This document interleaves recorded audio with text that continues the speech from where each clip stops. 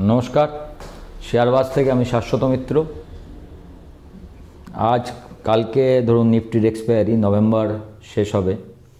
Market মোটামুটি ভালো আছে, যদি ধরেন 23,300 থেকে 24,350, প্রায় 1000 পয়েন্টের র্যালি কদিনে আমরা দেখলাম।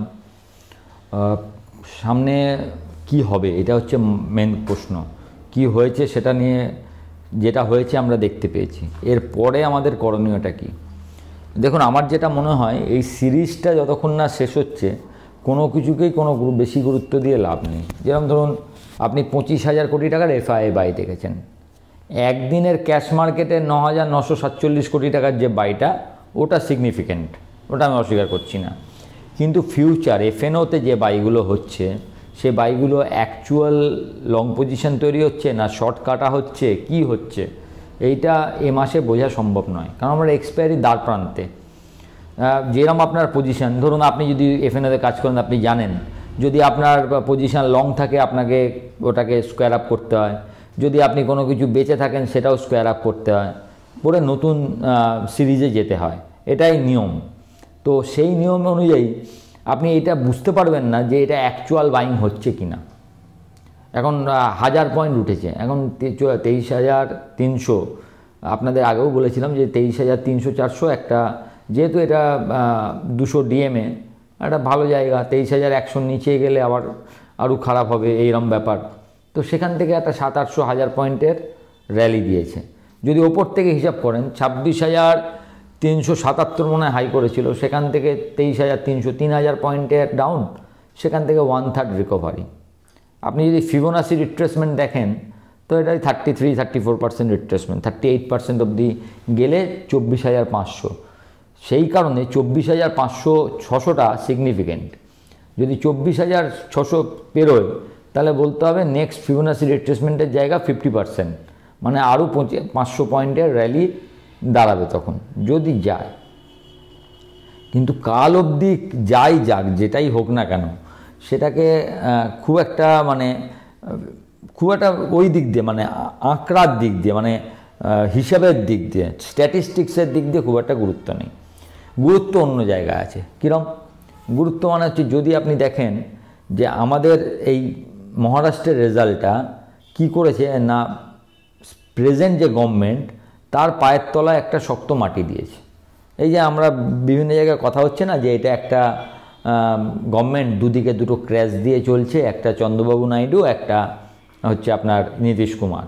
কোনো কারণে একটা ক্যাচ ছড়ে গেলেই গভর্নমেন্টটা পড়ে যাবে, এরকম একটা কথা হচ্ছিল যে এই গভর্নমেন্টটা 1.0 বা মোদি 2.0-র মতো, মোদি 3.0 অতটা শক্তিশালী নয়। কিন্তু গভর্নমেন্টের কাজগুলো যদি আপনি যখন আবার দেখবেন যে কি কি বিল পাস করাবার চেষ্টা করছে, কি কি কর্মসূচি আছে, ক্যাপেক্স কত, কি ধরনের কাজ করছে, এটা যদি দেখেন তখন মনে হবে না অতটা, যতটা আমি মনে করছি যে গভর্নমেন্টটা নড়বড় হচ্ছে ততটা নড়বড়ে নয়। প্লাস তারপরে এই যে ম্যান্ডেট, হরিয়ানা এবং মহারাষ্ট্র, এই ম্যান্ডেটের পরে দুজনই, সেই আপনি চন্দ্রবাবু নাইডু বলুন, নীতিশ কুমারও বলুন, এই মুহূর্তে মোদির হাত ছাড়তে একটু চিন্তা করবেন। ফলে আমাদের যে রাজনৈতিক যে অনিশ্চয়তাটা ছিল, সেই অনিশ্চয়তার মেঘ অনেকটা কেটে গেছে। কারণ মার্কেট জানবেন আনসার্টেনটি পছন্দ করে না। তাহলে একটা আনসার্টেনটি কি কাটলো? ঘরের রাজনৈতিক আনসার্টেনটি, যে আমার এখন আনসার্টেনটি নেই, সামনে কোনো বড় ভোট নেই, যে অনেক কিছু চেঞ্জ হয়ে যেতে পারে।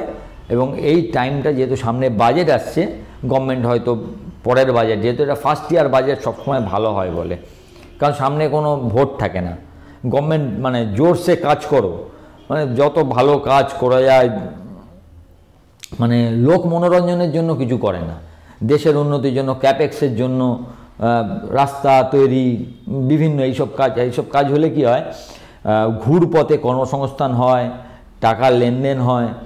These are all very good for economy. তো তাই জন্য আমাদের মার্কেটটা একটু ভালো আছে। এখন এই মার্কেটটা ভালো থাকার শুধু তো এই একটা কারণে মার্কেট পড়েনি, আপনাকে বুঝতে হবে আমাদের ভ্যালুয়েশন ইজ হাই ছিল, অনেকটা হাই। সেটা ধরুন 10-12% ডাউন হওয়ার পর কিছুটা ঠিক হয়েছে, কিন্তু পুরো কাটটা কি ঠিক হয়েছে অন্য দেশের তুলনায়? আপনি যদি দেখেন আমেরিকার তুলনায় বলেন, তাহলে আমরা এখন অনেক চিপ। আমেরিকা আগেই বলেছি আপনাকে, 200% ইয়েতে চলছে। আপনার বাফেট ইন্ডিকেটর অনুসারে যেটা 1 তার 2তে চলছে, মানে ডবলে চলছে America. Market cap is to আপনার জিডিপি, এই হিসাবে আমেরিকা 200%-এ চলছে। ইন্ডিয়া 140%-এ চলছিল, আজকের হিসাবে মনে হয় দেখলাম 122-23% হবে। এখনও একদম ঠিক দাম আসেনি, সস্তা তো নয়, ঠিক দামই এখনও আসেনি, মানে সেই অনুসারে দেখতে গেলে। কিন্তু অন্য দিক দিয়ে যারা পজিটিভলি এটাকে লুক করে দেখতে চাইছেন, তারা বলবেন আপনি তো FY24-এর হিসাবে করছেন, তো আমরা তো সবসময় 1 ইয়ার ফরওয়ার্ড দেখি। আপনি FY25, FY26 সেই হিসাবে করলে তাহলে এখন কত গুণে আছে, তো সেই হিসাবে যদি আপনি করেন তখন আবার দেখা যাবে না, তাহলে মোটামুটি দাম ঠিকঠাক হয়ে গেছে এখন। কিন্তু জিওপলিটিক্যাল যে আনসার্টেনটি, সেই আনসার্টেনটি এখনও যায়নি।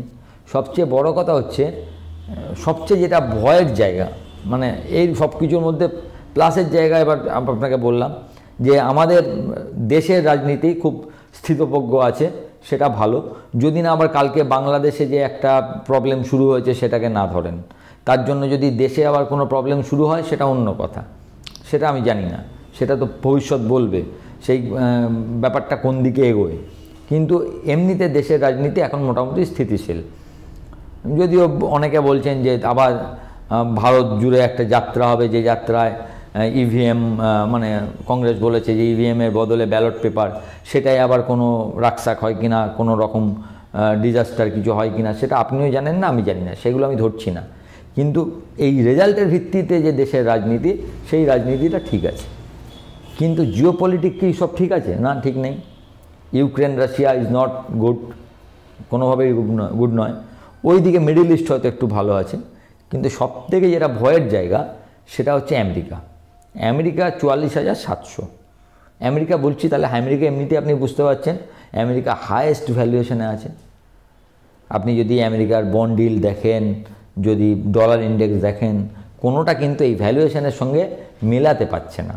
বাট আমেরিকা চলছে, ওপরেই চলছে। এখন প্রশ্ন হচ্ছে, কোনো কারণে, যেটা আসা স্বাভাবিক, এই ভ্যালুয়েশনে যে কোনো সময় আপনার কারেকশান আসবে। সেই কারেকশানে যদি কোনো সময় আমেরিকা 10%, 15% এখন কারেক্টেড হয়, তাহলে আমাদের কি অবস্থা হবে, এটাকে আপনাকে মাথায় রাখতে হবে। যেহেতু আমেরিকা বারবার নতুন হাই করছে, ধরুন অনেকে কেউ 44,000 টার্গেট দিয়েছিল, অলরেডি টার্গেট মেড, কেউ 46,000 দিয়েছে, কেউ 50,000 দিয়েছে।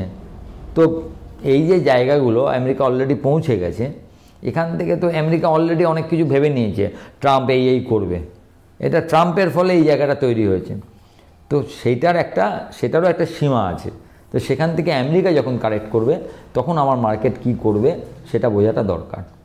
সেকেন্ডলি, আপনাদের অনেক দিন আগে একটা কথা বলেছিলাম যে আমার যেটা মনে হয় জানুয়ারি ফেব্রুয়ারিতে আমেরিকার থার্ড কোয়ার্টার যে রেজাল্ট আসবে, তাতে ব্যাংকের রেজাল্টগুলো ভালো নাও আসতে পারে। অনেক রিপোর্ট পড়েছিলাম, আমরা কি আর আমেরিকান নিয়ে বিশেষজ্ঞ নই, তো আমরা খুব সাধারণ লোক, কিন্তু রিপোর্টগুলো যা দিয়েছিল তাতে সত্যি করে যদি তখন এই ব্যাংকিং সেক্টরে কোনো প্রবলেম আসে, যেরকম আগেরবার স্ট্রেস টেস্টের সময় হয়েছিল, জানেন তো আমেরিকান ব্যাংকে একটা স্ট্রেস টেস্ট হয় যে ব্যাংকগুলোর অবস্থা কীরকম, সেরকমের সময় যদি আবার কিছু হয় তখন একটা প্রবলেম আসতে পারে। তো আমেরিকার সেই প্রবলেমে আমাদের অবস্থা কি হবে? অলরেডি এফআই দেখেছেন 1,55,000 কোটি টাকার শেয়ার বেচেছিল, সেটা অলরেডি এই দুদিনে 25,000 কোটি টাকার ধরুন কিনেছে। তাহলে এফআই যদি এরমভাবে কেনে তো ইটস অল গুড। কিন্তু এই অবস্থায় যখন এফআই কিনছিল, অনেকে বলেছেন যে আপনি তো বলেছিলেন যে ডিআই শক্তিশালী হয়ে তার মার্কেট পড়লো কেন? আরে দাদা, 1,55,000 কোটি টাকা যদি কোনো সময় এফআই বেচতো আর ডিআই যদি শক্তিশালী না হতো, মার্কেটটা 23,000 নয় 13,000-এ আসতো।